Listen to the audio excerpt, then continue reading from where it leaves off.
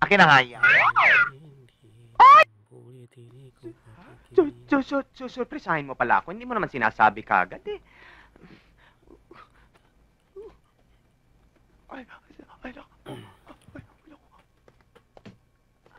Masarap ba yan? Oo naman, galing pa yan sa probinsya namin. Alam mo kung may pera lang ako, gagawin kong business yan. Kaya nga ako nandito ako sa Maynila para kumita ng konting pera. At saka baka sakaling meron akong makilalang isang milyonaryo, resolve na problema ko.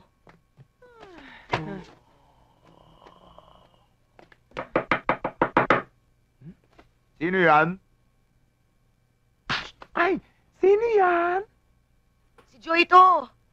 Kayo baka may tinatago kayong lalaki dyan, ha? Si Joy! Tuloy.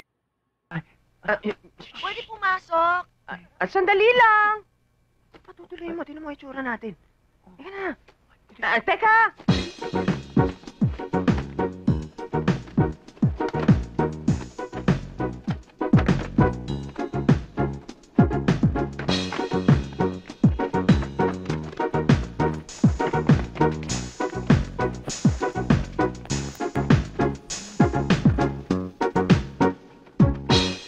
Tagal naman.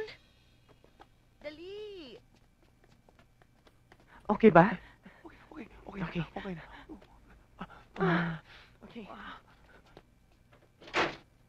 Ay, ikaw pala, Mada. Hello.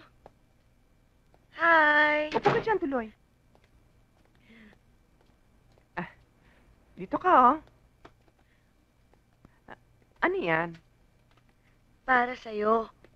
Pasasalamat ko lang dahil pinagtakpan mo ko kanina.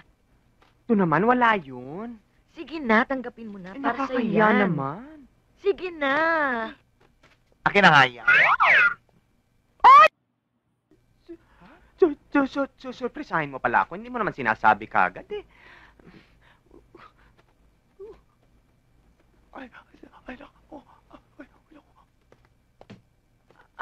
Masarap ba yan? Oo naman, galing pa yan sa probinsya namin. Alam mo kung may pera lang ako, gagawin kong business yan.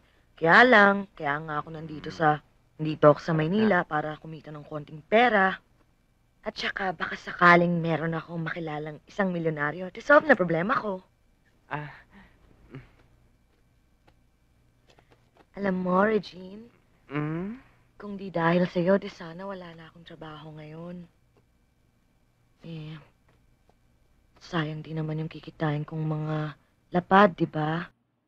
Naman eh. Ano tinitingnan mo? Hindi kasi naiingit ako sa'yo. Kasi tinan mo yung akin. Ang liliit, parang mga anak lang yan. Ito naman. Totoo ba yan? Oo naman, oh. Gusto mo hawakan mo pa. Mukhang okay naman yung sa'yo, ah. Tigas parang bato. Ang sexy mo naman kasi, kaya iyan tumigat. Alam mo, Regine, dapat hindi ka na insecure. Ang cute mo naman, eh. Alam mo, kung naging lalaki ka lang, mai-inlove ako sa'yo.